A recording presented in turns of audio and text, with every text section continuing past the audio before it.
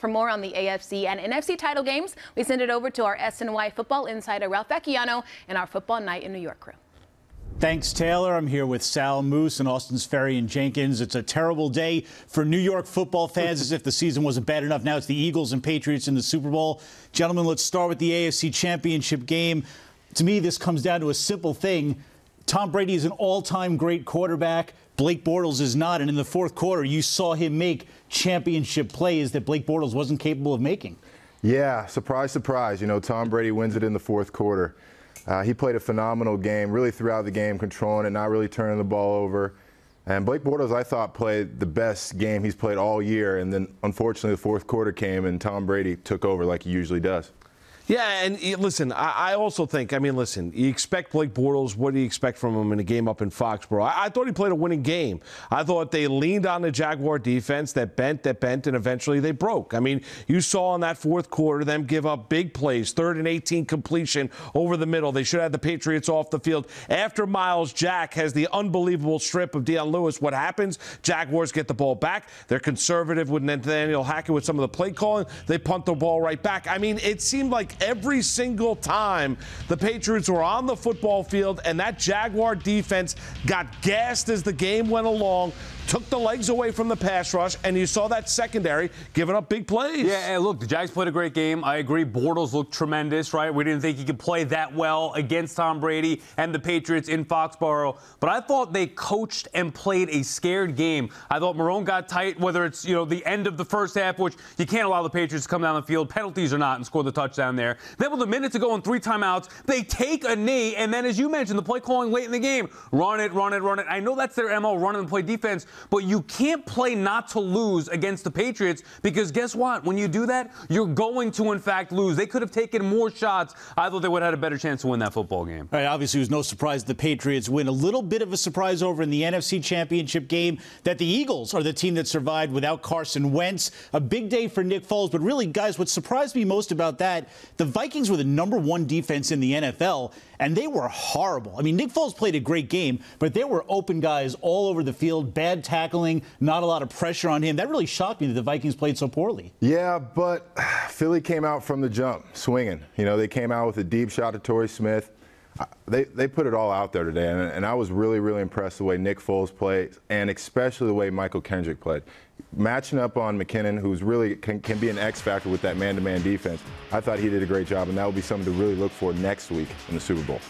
Yeah, the biggest play of the game was the Patrick Robinson pick six. Great little play by Long, a little bit of a deflection, affected the throwing motion of Case Keenum. It was 7-0 game at one point in time. It looked like the Eagles were back on their heels. The Vikings were going downhill. All of a sudden ends up being an interception. The fears of Case Keenum then realized. Robinson takes it back to the house. From that point forward, think about this.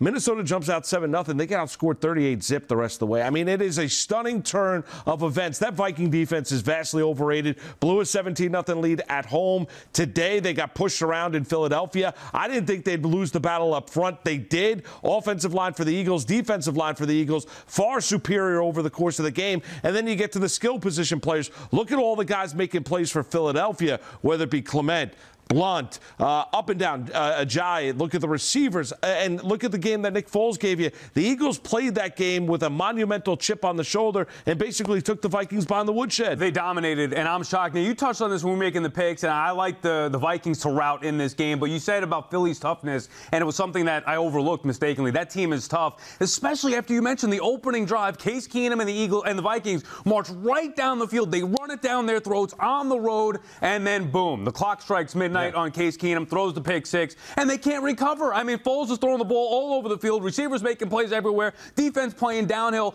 The Vikings, is it too late to stop that trademark on that miracle in Minneapolis? They should burn all those shirts up there. That was an embarrassing performance in a championship game off of that miracle last week. When something like that happens in a game where the Vikings go down and score really quickly and then a pick six changes the momentum, as a player out there, can you feel it? It feels like to everybody else the game had turned dramatically. Yeah, as a player, you definitely can literally feel that momentum and all that just change. You can literally feel it. The team can feel it. You can see it in the guys' faces.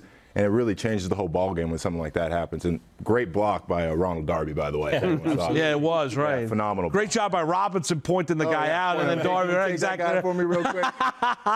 And opened up the right sideline. Yeah. And look, here's with the other thing, right? 14-7 game, the big touchdown pass from Foles to Jeffrey for the touchdown, 21-7. Quick 3-and-out for Minnesota. They drive right down the field and get into field goal range. 24-7 game at the half. That pretty much game's over. It was. I mean, who would have thought that of the two games? At least I wouldn't have thought that would be the one that just was a blowout in favor of the Eagles. And how about this? In playoffs so far, 10 games this playoff season, the underdogs against the spread are 9-1. That is hard for me to believe. The favorites not having any luck. The only game was the Pats to cover against the Titans. All right, guys, we'll be back here plenty of time, I'm sure, to talk about the Eagles and the Patriots in Super Bowl 52. Taylor, one last bit of news. With the Vikings out, Pat Shurmur is now available. He's flying back to Minnesota on Sunday night to do exit interviews with the Vikings on Monday. But after that, he's free to meet with the Giants, and you can expect by Tuesday or Wednesday he will be the Giants' next head coach.